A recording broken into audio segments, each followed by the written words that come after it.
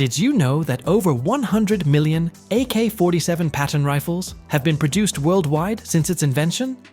That's an absolutely staggering number, more than all the service rifles produced by almost every other country combined. This iconic weapon, recognized globally for its ruggedness and reliability, might seem incredibly simple on the outside.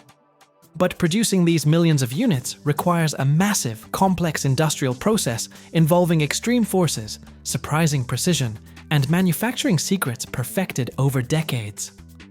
Get ready to go behind the curtain and see exactly how an AK-47 is manufactured on a colossal industrial scale.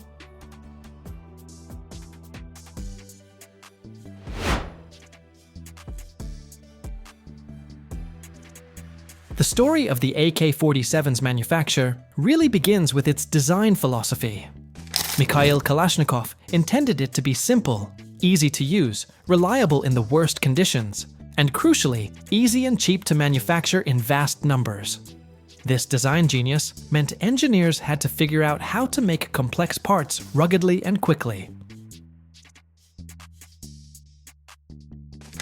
The key was often using methods that didn't require extreme precision machining on every single component, focusing tight tolerances only where absolutely necessary for function. This is a core secret behind its mass production success.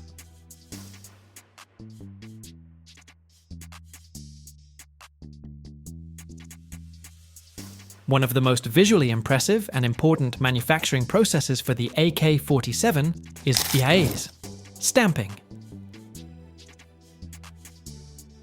Unlike many other rifles that use heavier, milled receivers, the AK-47 often uses a receiver made from sheet metal. Picture huge rolls of steel sheet being fed into massive, powerful presses.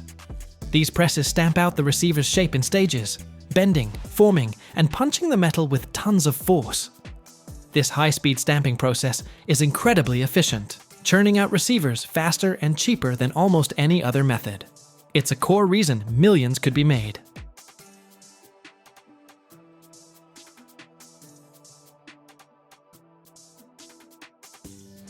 While the receiver is often stamped, many critical components that face extreme stress and heat, like the barrel, the bolt carrier, and the bolt itself, are made by forging. This involves heating steel billets, solid blocks of high-strength steel, to incredible temperatures until they're red-hot and malleable. Then, giant forging presses or hammers pound or squeeze these glowing pieces into complex shapes. The force involved is immense, thousands of tons, reshaping the metal's internal grain structure to make the part incredibly strong and durable. This is where raw power meets shaping, creating components tough enough to withstand the explosive forces of firing.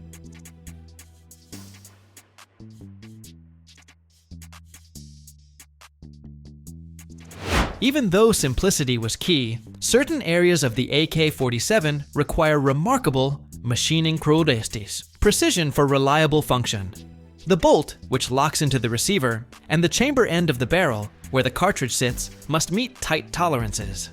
These parts are finished on computer numerical control machines that use hardened cutting tools to shape the tough steel with incredible accuracy. While not every surface needs mirror-like precision, the critical interfaces that ensure safe and reliable firing are machined to exact specifications, often measured in thousandths of an inch.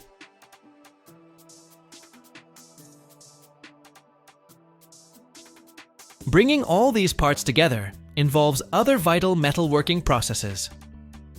Welding is used to join stamped receiver components and attach parts like the gas block to the barrel. Industrial welding robots, or skilled human welders, create strong, reliable joints. Heat treatment is also critical. Components like the bolt and bolt carrier undergo processes like hardening and tempering, heating and cooling cycles that change the steel's properties, making them incredibly resistant to wear and impact, vital for the rifle's legendary durability in harsh conditions. Once all the metal components are fabricated and treated, they often go through finishing.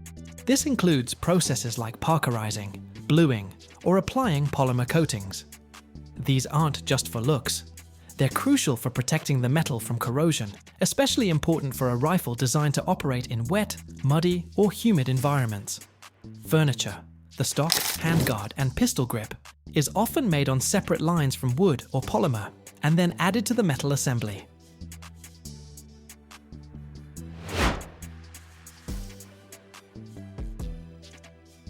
The final stage is calibration assembly.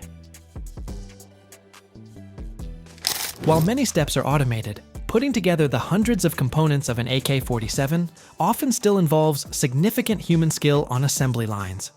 Workers fit parts together, install springs, pins, and levers, turning a pile of components into a functional rifle.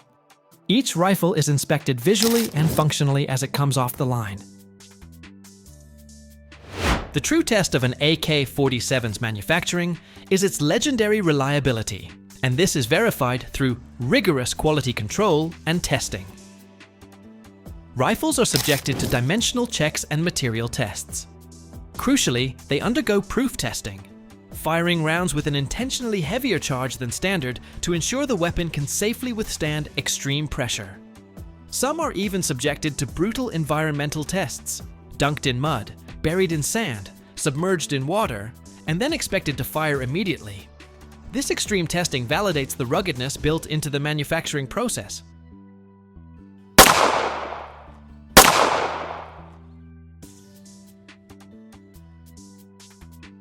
Producing millions of AK-47s requires vast factory complexes, intricate logistics, and a highly skilled workforce. It's a fascinating intersection of design philosophy, focused on simplicity, and industrial processes capable of achieving rugged reliability on an unprecedented scale.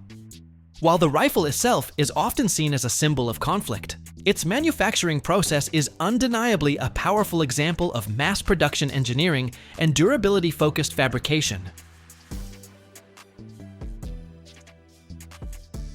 So, the next time you see an image of that instantly recognizable silhouette, remember the unseen journey it took. From raw steel and wood, through giant stamping presses, powerful forging hammers, precise machining centers, intense heat treatments, and rigorous testing, it's a product of a massive, impressive industrial process. It's a fascinating look into the power and precision that builds one of the world's most widespread tools. What part of manufacturing an AK-47 surprised you the most? Let us know in the comments.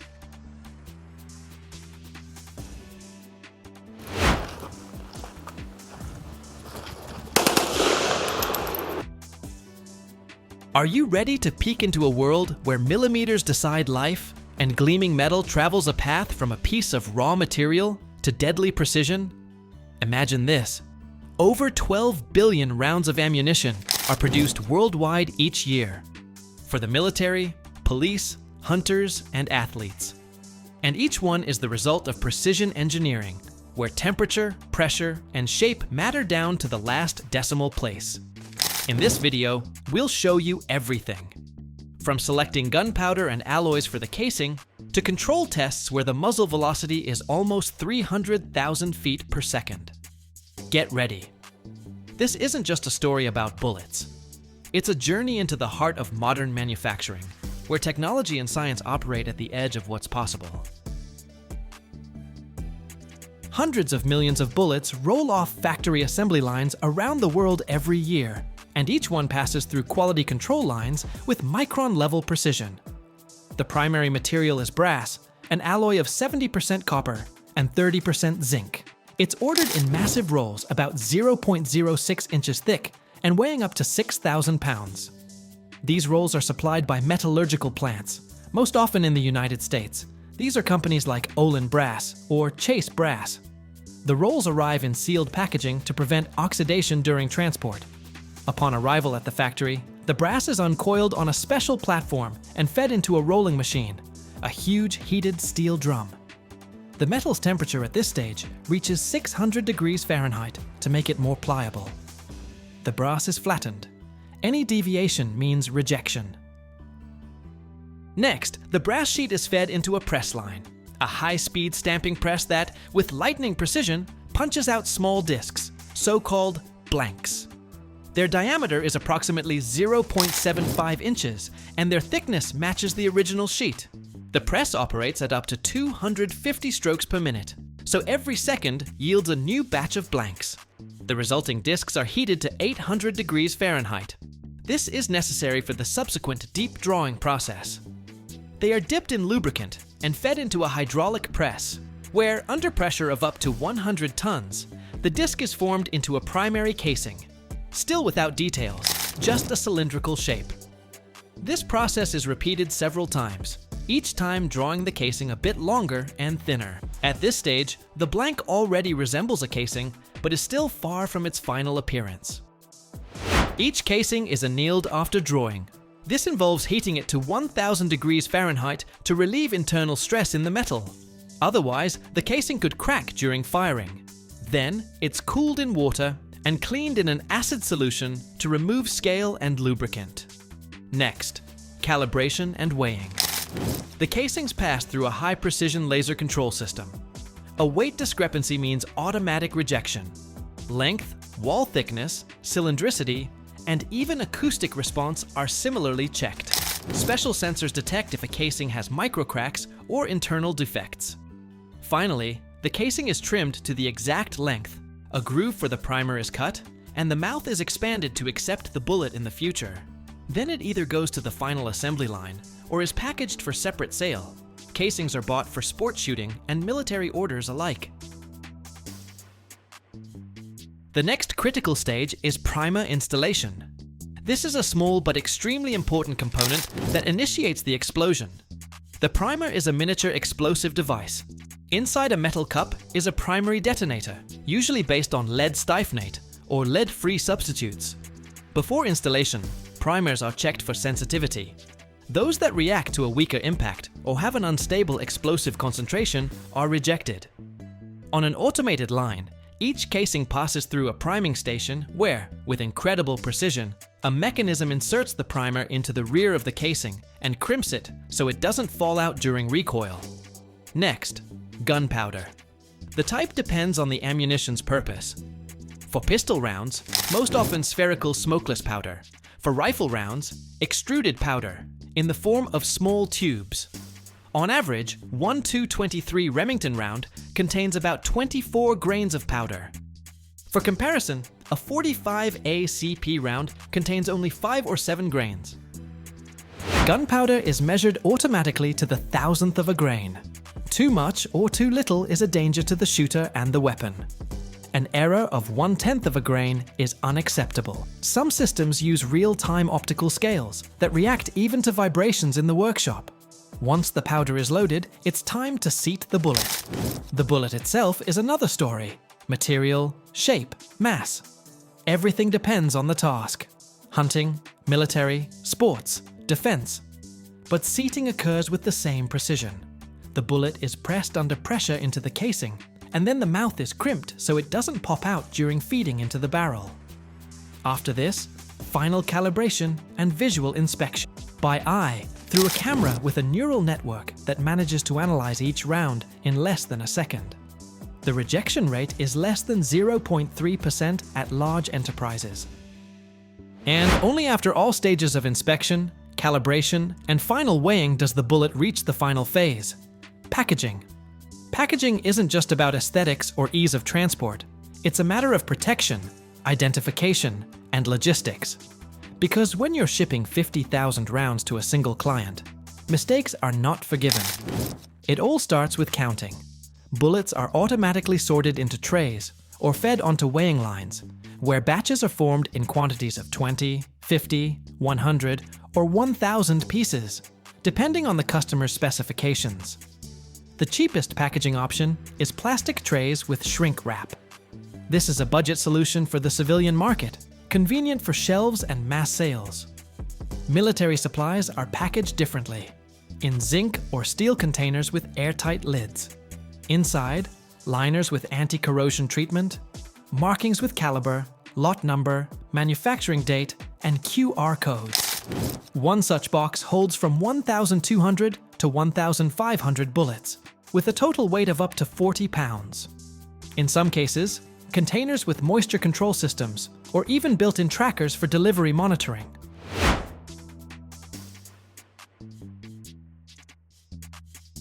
On industrial lines, one shift packages from 100,000 to 300,000 bullets.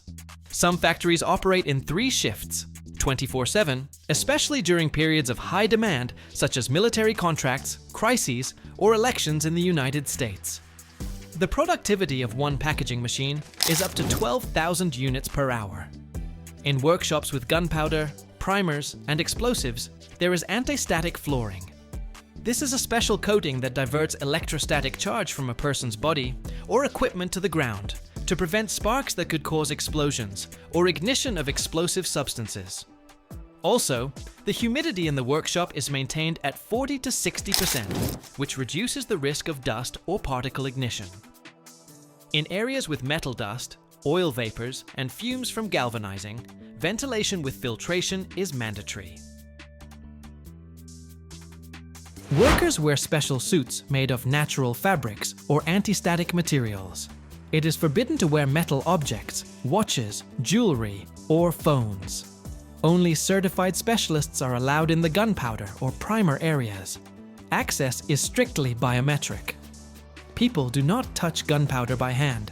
Everything is handled through sealed automated systems. Primer formation, explosive mixture dosing, casing sealing, all are maximally automated.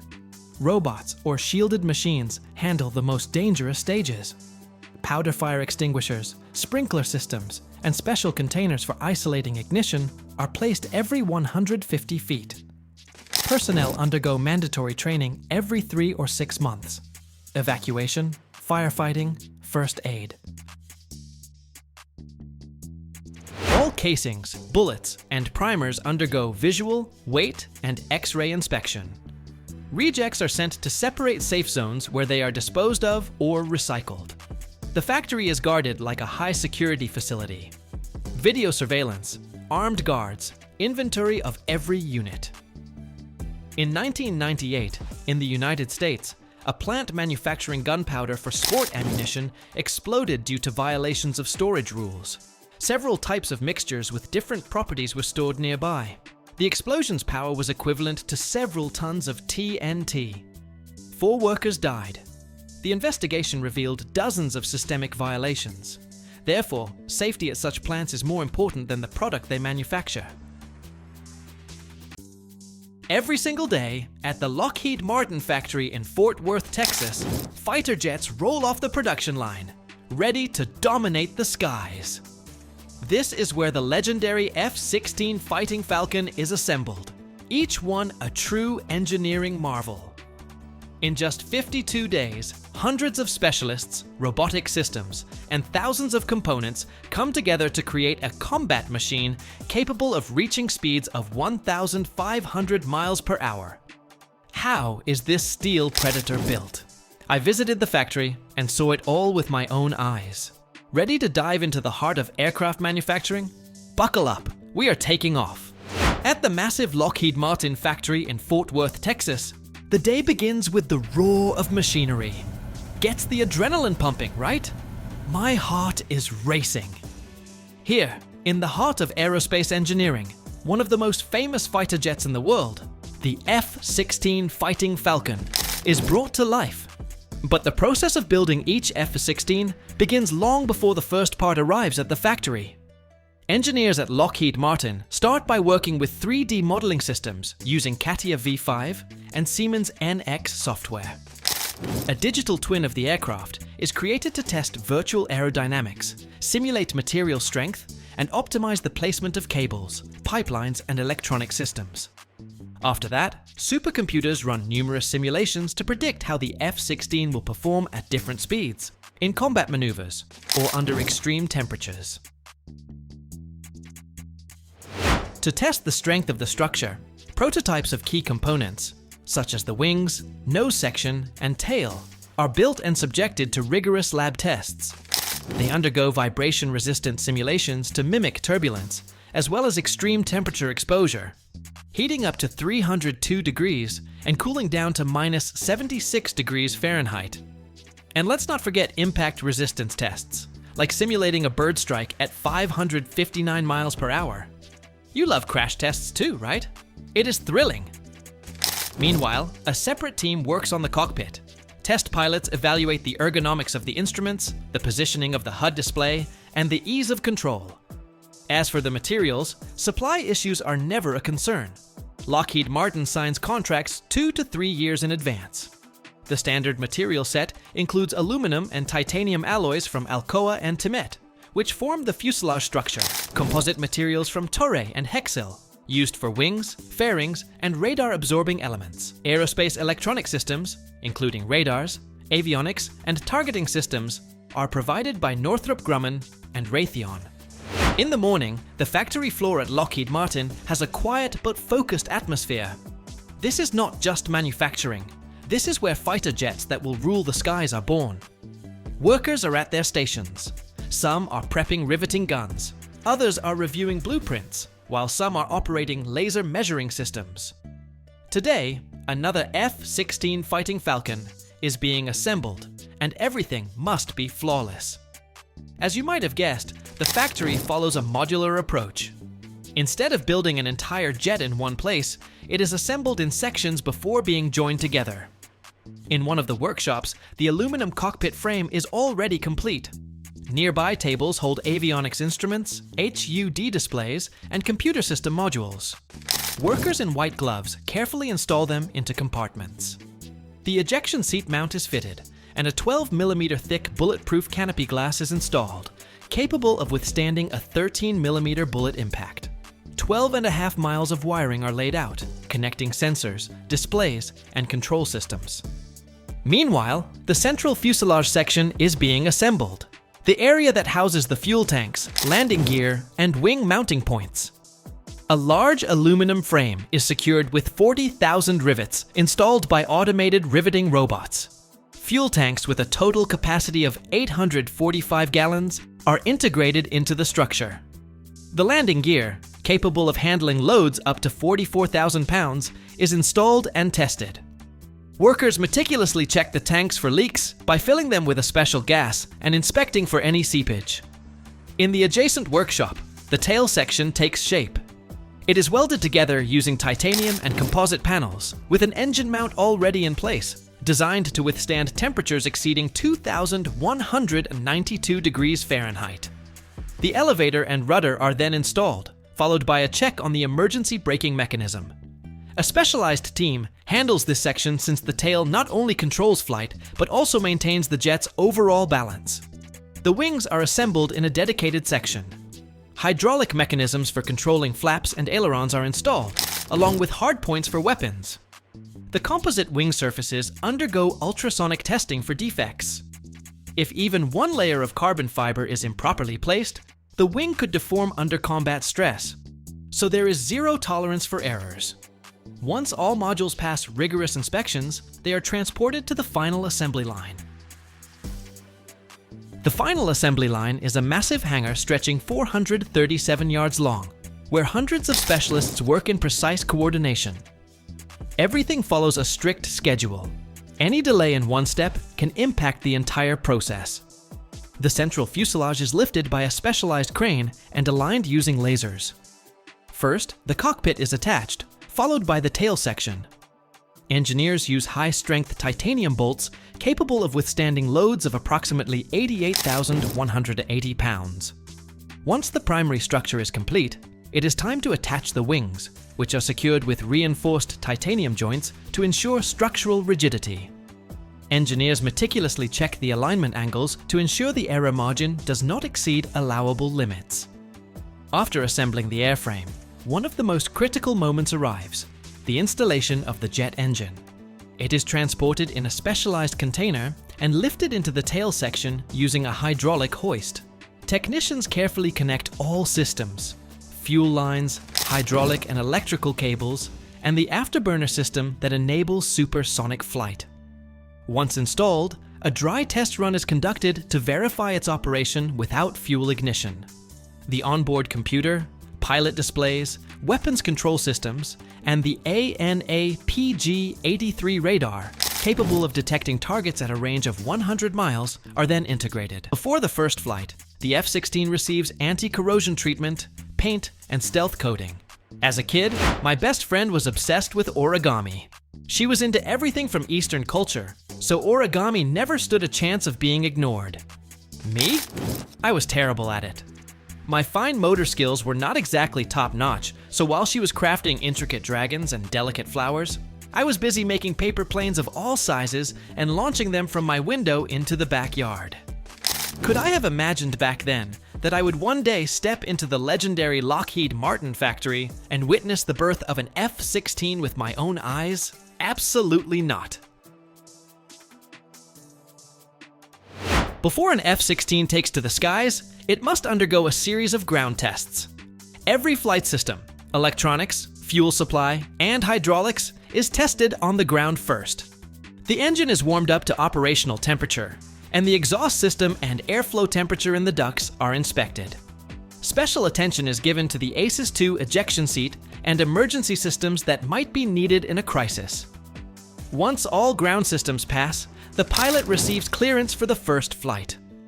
Communication with ground controllers and engineers is checked in real time. The jet slowly rolls toward the runway, then accelerates to around 3,000 yards per hour for an optimal takeoff. After liftoff, the landing gear retracts smoothly. Everything is functioning perfectly. At an altitude of around 3,300 yards, the pilot executes the first maneuvers, testing aerodynamics, elevator, aileron, and flap responses at different speeds. The F-16 is then pushed past Mach 1 to test the afterburner system. This phase measures aerodynamic stress, identifying any defects at high speeds. G-force tests follow, as the pilot executes precise maneuvers to ensure stability under varying attack angles and velocities. After completing initial flight tests, the pilot begins the descent. At 3,000 yards, the landing gear deploys, and the pilot prepares for touchdown. The effectiveness of brakes and the auto-stabilization system is evaluated. The moment the F-16 touches the ground, it decelerates quickly. Engineers conduct final inspections of electronics, fuel systems, and structural integrity. Data is then analyzed, and if everything checks out, the F-16 is officially cleared for duty. Have you ever seen a ship that does not touch the water? Now, imagine that such a vessel not only exists, but can also carry tens of tons of cargo and accelerate up to 250 miles per hour. Meet the Hovercraft landing craft, a unique combat vehicle that glides above water, land, sand, and even ice. Its engines are just like those in fighter jets, and its maneuverability lets it drift on waves. But how much does this technology cost? How do they build it? And why are even seagulls afraid of these machines? Let's find out. The idea of using an air cushion came from the British engineer Christopher Cockerell in the 1950s. He experimented with airflows using tin cans and a hairdryer, ultimately creating the concept of a vehicle that could glide over any surface. In 1959, the world's first real hovercraft was launched. Later, this technology found its way into military use, specifically in LCAC-type landing crafts developed in the United States during the 1970s. So, Cockerell invented it, but the military refined the idea into its modern form. Let's move forward. Or maybe sail ahead. Manufacturing hovercraft landing crafts involves several stages. Initially, design bureaus create drawings and digital models of the craft. The design process depends on whether it's a new project or an upgrade of an existing one. Creating a completely new hovercraft takes from 6 to 12 years. Imagine that. Preliminary design and concept stages last from 1 to 3 years. Developing drawings and digital models adds another 2 to 5 years. Building and testing the prototype takes an additional 3 to 5 years. Finally, we get a ready-to-use craft. If we're talking about upgrading an existing design, the process takes half the time. Analysis and adaptation of drawings take from half a year to 1 year. Updating digital models takes only 1 or 2 years. Building and testing the updated version takes 2 to 3 years. The newest American hovercraft, called the Ship-to-Shore Connector, replacing the LCAC, began development in the 2000s. The first test models were ready in 2012 and 2014, but full-scale production started only in the 2020s. The process is lengthy because these crafts must be reliable, fast, and suitable for challenging operational conditions. After drawings and digital models are developed, suppliers of materials and components are selected. The military announces tenders, where companies compete for contracts. Manufacturers must pass certification and prove their materials withstand extreme conditions. Some components are produced exclusively domestically for national security. Thus, the process is complex but critically important. If even one component fails, the entire mission can be jeopardized. The craft's frame is assembled at shipbuilding yards. These massive industrial complexes are usually located on coastlines or near large rivers. They cover areas from dozens to hundreds of acres, since multiple vessels must be built simultaneously, with space for storing materials and heavy equipment. There are huge covered or open areas where ship hulls are assembled. These areas can be from 500 to 1,500 feet long to accommodate large structures. In metalworking workshops, aluminum alloys for the LCAC hull are cut, welded, and shaped using robotic machines and laser cutting. Shipyards also include dry dock basins, enormous artificial pools, where finished crafts are tested before launching. Massive gantry cranes with lifting capacities from 100 to 1,100 tons move large sections of hovercrafts. Additionally, there are areas for installing gas turbine engines, radar, and navigation systems, as well as logistics yards, where incoming materials and components from suppliers are stored. One of the largest such shipyards in the United States has been building military vessels for more than 100 years. The frame assembly of a hovercraft landing craft is constructed mainly from aluminum alloys, using welding and assembly methods different from traditional shipbuilding. Aluminum sheets and profiles are supplied as ready-made blanks. Robotic machines cut out parts according to computer-generated drawings. Sections for the future frame are prepared in special workshops. The LCAC structure is not assembled entirely at once, but built from large modules. Each module, for example, the bow, stern, and side sections, is assembled separately. Rivets and aluminum welding ensure durability. The frame consists of a keel beam running the length of the craft and transverse ribs providing rigidity. Aluminum rivets and specialized adhesive mixtures are used to connect sections, reducing weight. Large modules are lifted by powerful cranes and connected precisely using laser positioning to avoid errors. At the brightly illuminated shipyard, a giant module of the future craft rises into the air.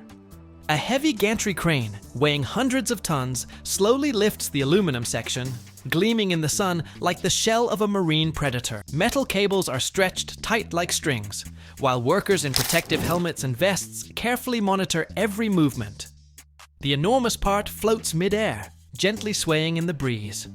A crane operator, sitting high above the yard, maneuvers this colossus with extreme precision. Engineers below signal instructions, guiding the module to its exact position. When the section slowly settles into place, there's a dull metallic thud. Thousands of pounds of aluminum collide with the frame. Immediately, fastening begins. Workers tighten bolts, welding machines ignite with bright blue flames, and sparks scatter from beneath electrodes. The air fills with the scent of hot metal as the craft gradually takes shape, becoming a formidable combat machine. Engineers inspect structural integrity and tightness.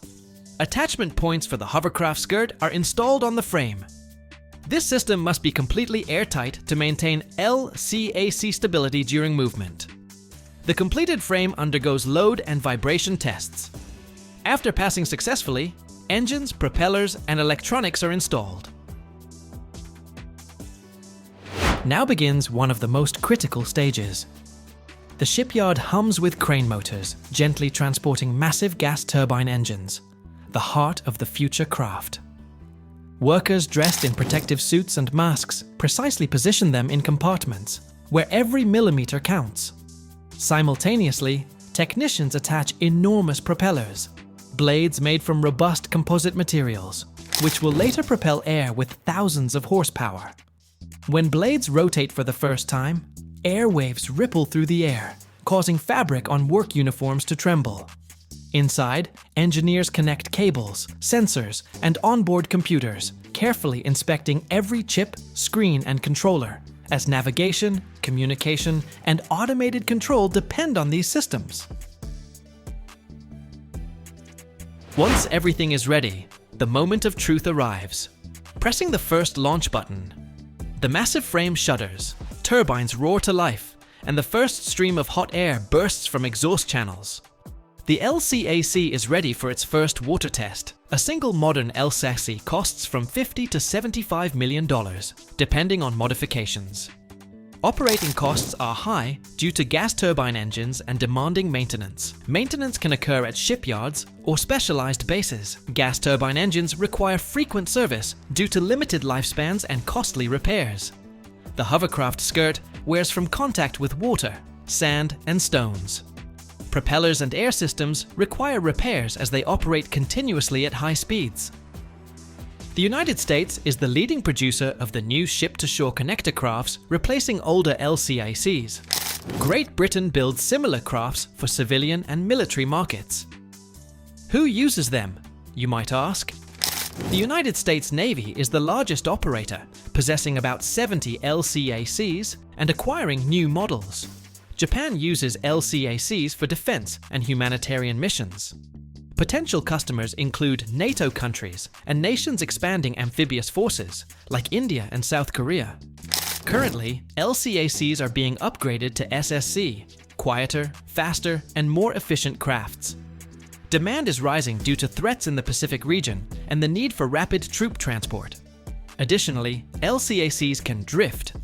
With the air cushion, they lack typical friction with water or land, allowing them to slide sideways, sharply change direction, and even pivot almost in place, making them exceptionally agile but challenging to control. LCACs use the same gas turbine engines as military aircraft, specifically the General Electric LM-2500.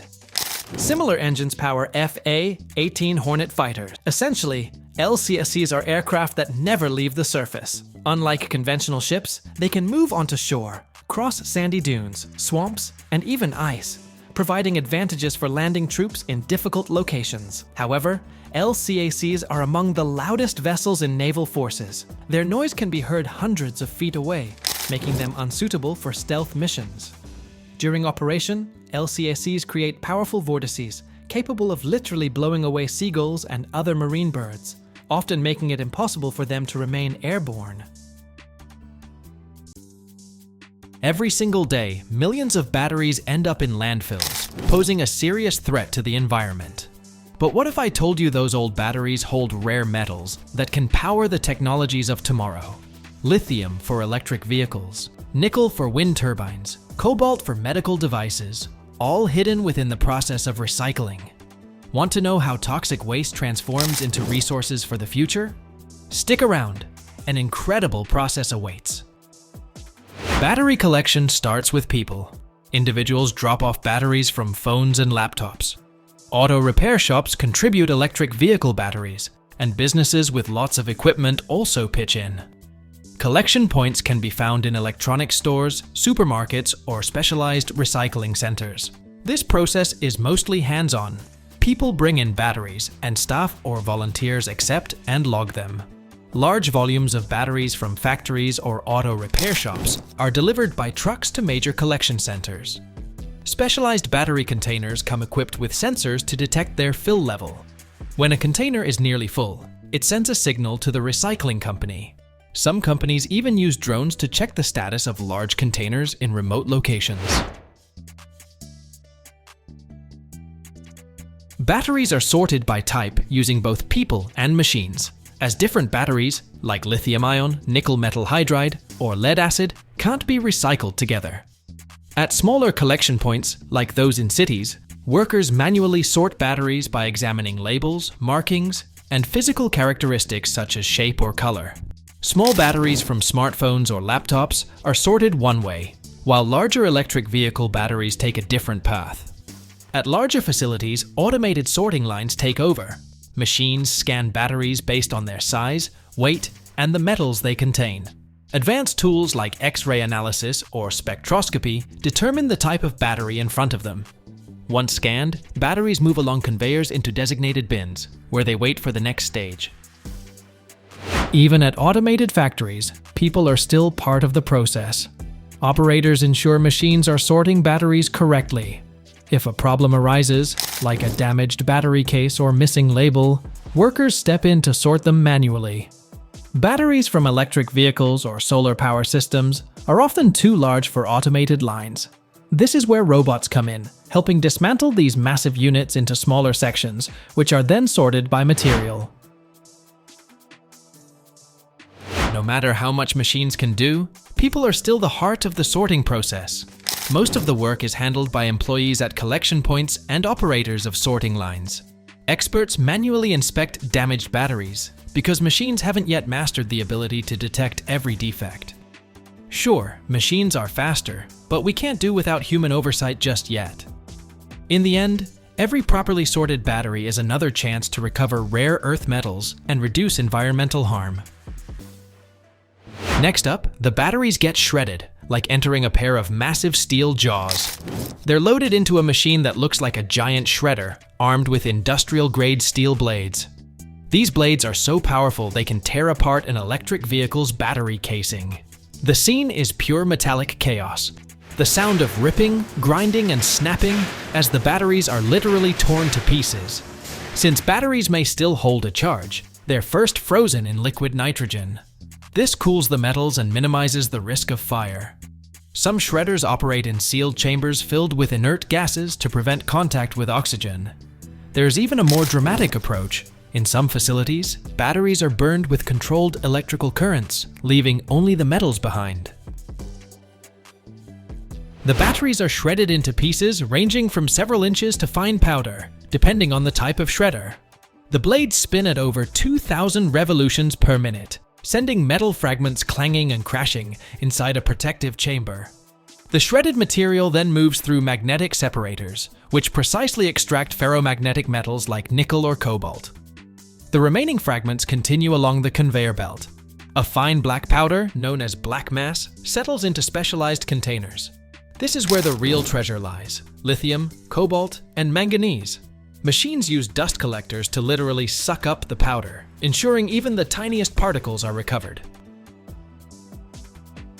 The remaining materials that can't be recycled, plastics and traces of electrolytes, are flushed out using specialized liquid streams.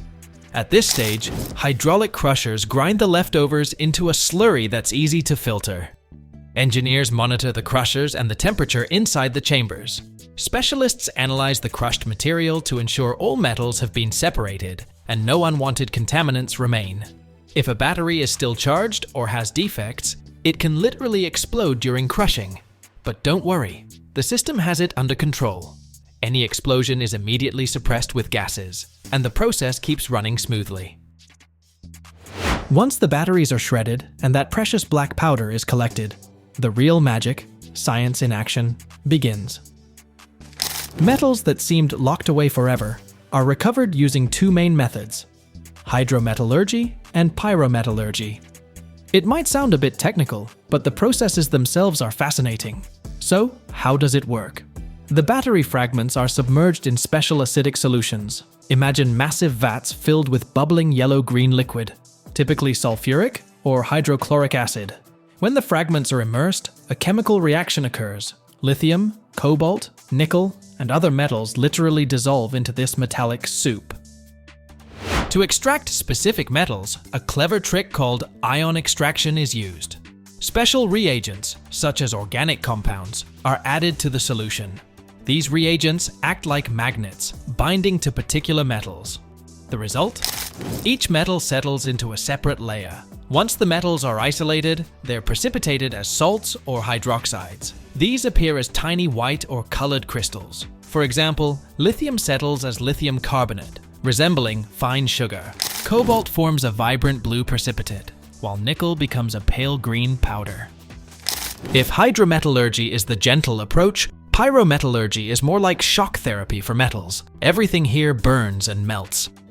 The black mass is loaded into a massive electric arc furnace where temperatures soar to nearly 3,000 degrees Fahrenheit. The metals liquefy into molten layers, while plastic and other remnants simply burn away. The metals separate naturally, like oil and water, but at lava-like temperatures. Inside the furnace, several layers form. Heavy metals like cobalt and nickel sink to the bottom, while lithium remains in the slag, the lighter, upper layer. This slag is then broken apart and processed separately to extract lithium. Once cooled, the metals take the form of small ingots, shiny, smooth, and ready for reuse. Cooling after the pyrometallurgical process is typically a controlled procedure. If molten metals are left to cool on their own, it could take hours or even days. Plus, uneven cooling can lead to structural irregularities, which compromise the quality of the final product. That's why specialized chambers are used to regulate the cooling speed. For air cooling, ingots are placed on a conveyor under powerful fans. Imagine a giant hairdryer quickly cooling the metal surface. For water cooling, the ingots are submerged in tanks filled with water or special liquids for a faster process.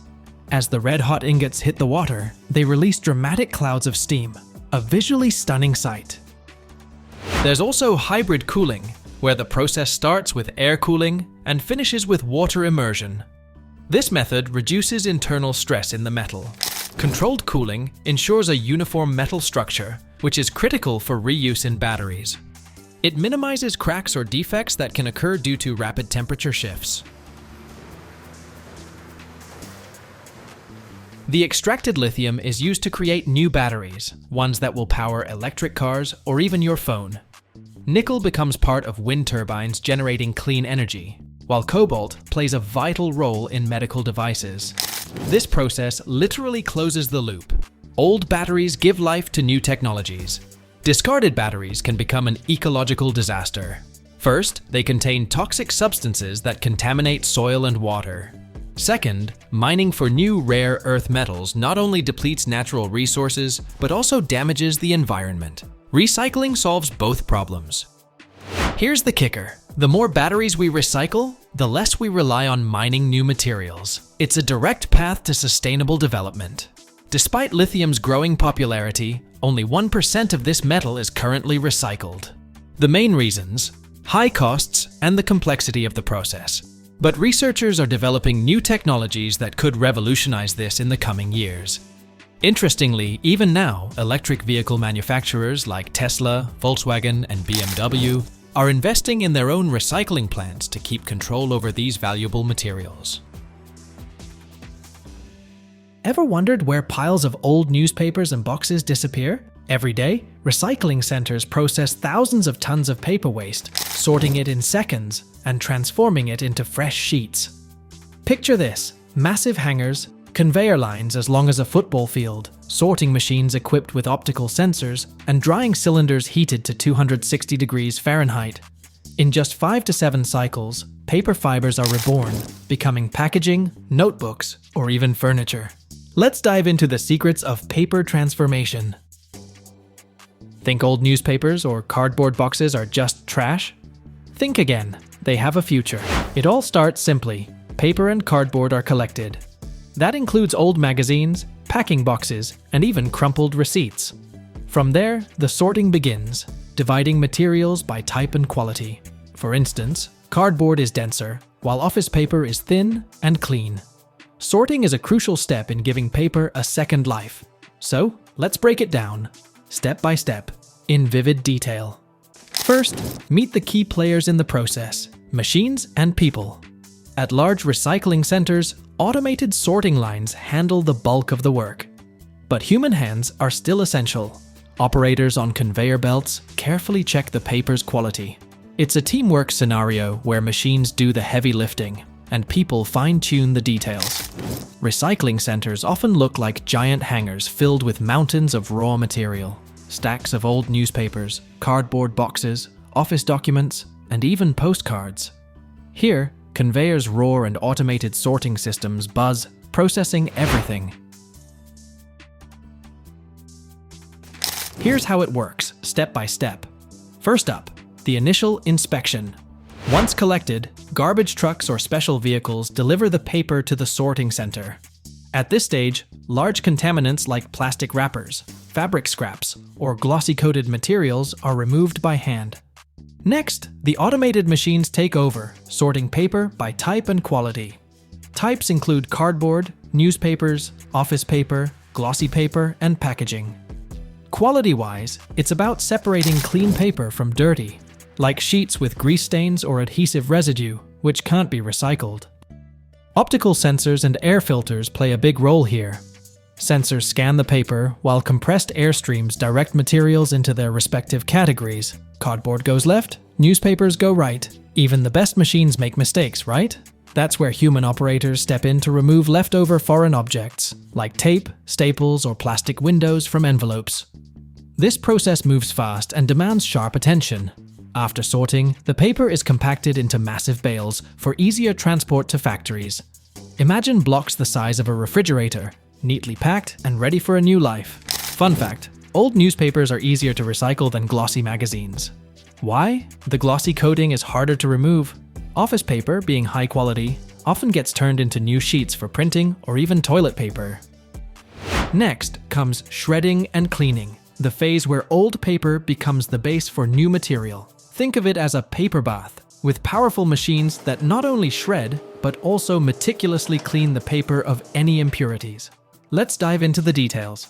Compressed paper bales go into hydropulpers. Sounds intense, but these are just giant mixers.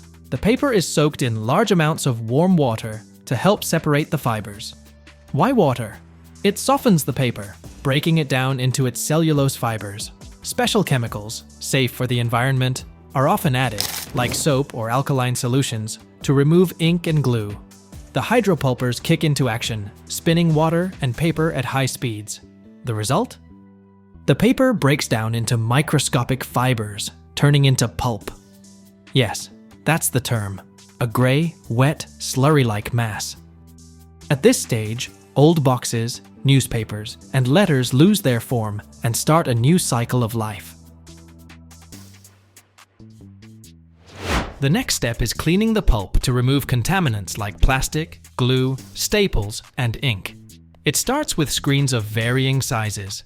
The pulp is pushed through under pressure, leaving larger debris like tape, staples, plastic bits, or thread behind. Smaller particles continue downstream.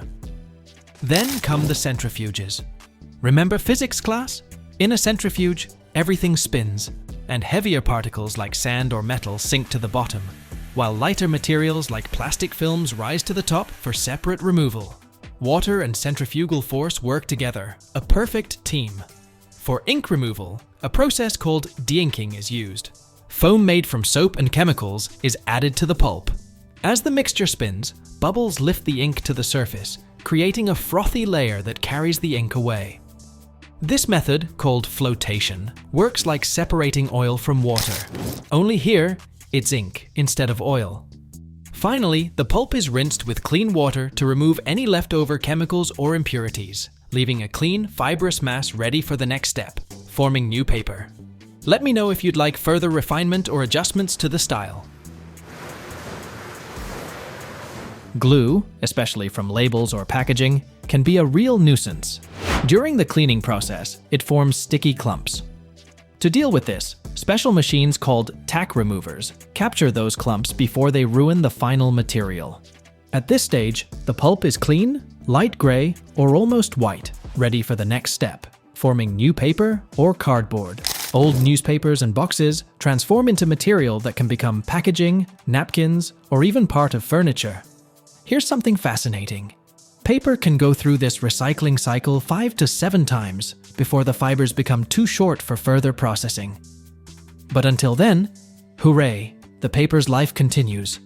From the cleaned pulp, new sheets of paper or cardboard are created. The pulp is pressed, dried, and voila, a new product appears. The packaging for your favorite smoothie or a sleek notebook for your ideas. First, the pulp is spread into a thin, watery layer. It's poured onto a massive moving conveyor covered with a fine mesh, a sort of endless cloth that keeps moving. Water starts draining, and the pulp gradually thickens. This is where pressure takes the stage, turning the process into a true display of technical mastery. The first press, called the forming press, provides a gentle squeeze. Rollers press the pulp onto the moving mesh, evening out the thickness. These rollers are set at varying heights and pressures to make the pulp uniform. At this point, the pulp loses about half its water. Simply put, it goes from a watery mass to something resembling damp felt. Not yet paper, but with a clear structure. Next, the sheet moves to the second press, known as the smoothing press. Here, the pressure increases significantly. Heated rollers squeeze out the remaining water, speeding up the drying process. Not only does the paper or cardboard become thinner, but it also gains strength. At this stage, texture can be added. For instance, office paper gets a smooth finish, while packaging cardboard might have a more textured surface. This is achieved using rollers with patterned surfaces. After pressing, the sheet passes through a series of drying cylinders, massive metal drums heated from the inside. These cylinders reach temperatures of 260 degrees Fahrenheit, and the sheet glides over their surface. Moisture evaporates, leaving the paper or cardboard dry and strong. The cylinders press the sheet tightly against their hot surfaces, ensuring even and quick drying. Alongside the heat, hot air blowers are used to prevent uneven drying. After all, the paper needs to be consistently dry across its entire surface. During drying, the thickness of the final product can be controlled. For example, to make thin paper for notebooks or thick cardboard for boxes, adjustments are made to the roller pressure and the number of passes through the drying cylinders. Before the final drying stage, a special coating can be applied to the sheet, for instance, to give it a glossy finish. These coatings might include starch mixtures to strengthen the paper or clay solutions for added shine. The coating is applied in a smooth layer using yet another roller. After drying, the sheet becomes a finished product. But it doesn't end there. It can be rolled into giant reels if it's destined for printing houses or factories. Alternatively, it can be cut into individual sheets like office paper. Here's a cool fact. One of the main goals of this entire process is to preserve the cellulose fiber's properties as much as possible. These fibers give paper its strength and flexibility. In a way, each sheet is the result of a symphony of machines and human ingenuity. Recycled paper becomes the foundation for thousands of new products. In the packaging industry, it's used for delivery boxes, shopping bags, and disposable cups. It can even turn into furniture or decor, creative cardboard chairs, lamps, or even bookshelves. These items are stylish and can last for years. Most commonly, paper is recycled into stationery, notebooks, folders, and even paper pens. Recycled paper is also ideal for creative projects like greeting cards, scrapbooks, or home decorations. It's amazing to think how an ordinary newspaper or box can live a brand new life. Instead of ending up in a landfill, it gets a second chance to become something useful. You wouldn't believe how much technology goes into making ordinary toilet paper. Robots cutting trees with laser precision, machines rolling them out at speeds of hundreds of miles per hour, and even artificial intelligence monitoring every single inch for quality. After this video, you'll never look at toilet paper the same way again. Watch till the end. It's going to blow your mind. Let's dive right in. The process starts at logging sites, where machines known as harvesters are used. These impressive machines cut down trees, strip them of branches, and chop them into logs of precise lengths, all in one go. Honestly, I could use something this multifunctional for cleaning my house. Logging is meticulously planned, using GPS and GIS to identify optimal areas for cutting while adhering to strict environmental standards. Trees are harvested selectively to prevent over-deforestation. Logs are then transported to pulp mills by specialized trucks equipped with GPS trackers that optimize delivery routes. Alongside fresh wood, these factories also use recycled paper, collected through recycling programs, delivered as compacted bales. At the mills, the logs are fed into automated lines, where they're chipped into small, uniform pieces. See how tiny these chips are? That's thanks to industrial-grade chipping machines, equipped with sensors to control wood size. These chips are moved along automated conveyors to massive digesters. Before entering the digester, the chips pass through magnetic separators to remove any metal and sieves that ensure uniform size. Sensors and computer systems manage every stage. Inside the digester, the chips are mixed with chemical solutions like caustic soda and sulfides, a process called the Craft method. Automated dispensers precisely measure and add chemicals based on the type of wood being processed. Feeling the heat yet? Inside the digester, the chips are heated under high pressure for several hours. This entire process is automated. Computer systems carefully control temperature, pressure, and cooking time to produce the perfect consistency of pulp, a mixture of solid particles and liquid. Now, check this out. The pulp is pumped into centrifuges, which remove heavy impurities like stones, sand, or metal. Chemicals are then added to break down any remaining linin, the substance that binds wood cells together. Advanced sensors monitor temperature, pressure, and chemical concentrations to achieve optimal pulp brightness without wasting reagents. After this, the pulp is washed to remove residual chemicals and byproducts. Multi-stage washing systems clean and recycle water, minimizing waste. Oh, you're still here? Great. Quick story. One Halloween, I was completely swamped with deadlines.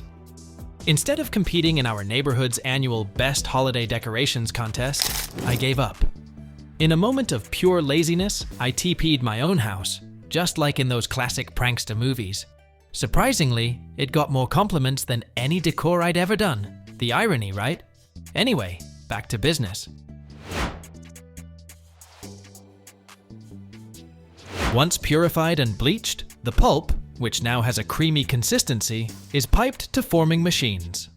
Sensors installed in these pipes monitor temperature, moisture levels, and pulp density. The pulp is spread onto a forming table, the core component of the paper-making machine. This section consists of an endless wire mesh, moving at speeds of up to 63 miles per hour. The pulp is evenly distributed onto the mesh through nozzles, and excess water is removed immediately using vacuum pumps. The sheet then moves to the press section, where special rollers covered with silicone or rubber squeeze out more moisture. Next up, drying. The sheet passes through a giant cylinder known as the Yankee dryer, heated to temperatures between 240 and 300 degrees Fahrenheit. By the end of this stage, the paper's moisture level drops to around 5%. Sensors constantly monitor the cylinder's temperature and rotation speed to prevent overheating or overdrying. Now for the finishing touches. The dried sheet undergoes embossing, where textured patterns are pressed onto its surface. This step enhances the paper's softness, absorbency, and appearance.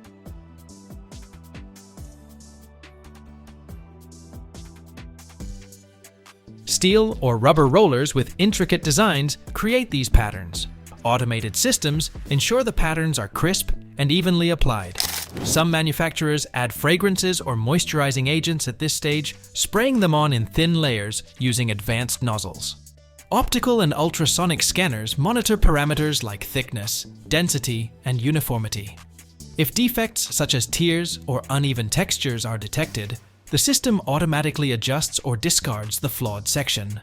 Data from all scanners is fed into a central computer, analyzing the entire line's performance in real time.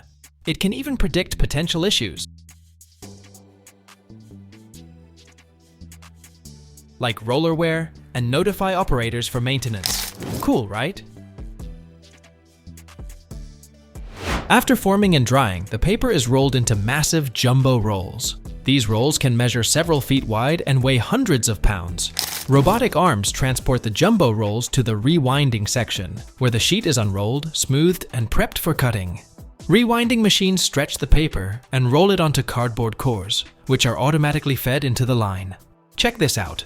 These machines can wind hundreds of rolls per minute, and they're constantly monitored for tension or defects. If something's off, the system pauses to prevent waste. Once rewound, the rolls move to the cutting section. Here, larger rolls are sliced into smaller, standard-sized rolls using high-speed cutting machines. Titanium or steel-coated blades ensure clean, precise cuts without damaging the paper.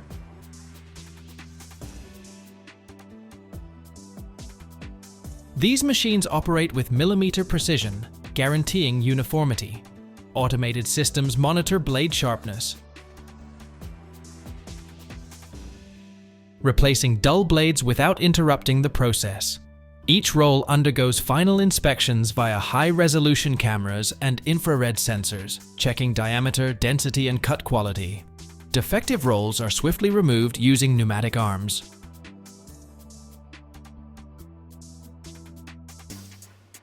Finally, the finished rolls head to the packaging section. Robotic systems handle them without contact, reducing contamination risks. Sensors align the rolls before they enter the wrapping machine, while a computer system ensures all rolls meet size and weight standards. The rolls are grouped into packs, 4, 6, 12, or even 24, based on consumer demand. Robotic arms stack and wrap the rolls using either thin but durable plastic film or eco-friendly paper packaging. This ensures protection from moisture and dirt while catering to environmentally conscious buyers.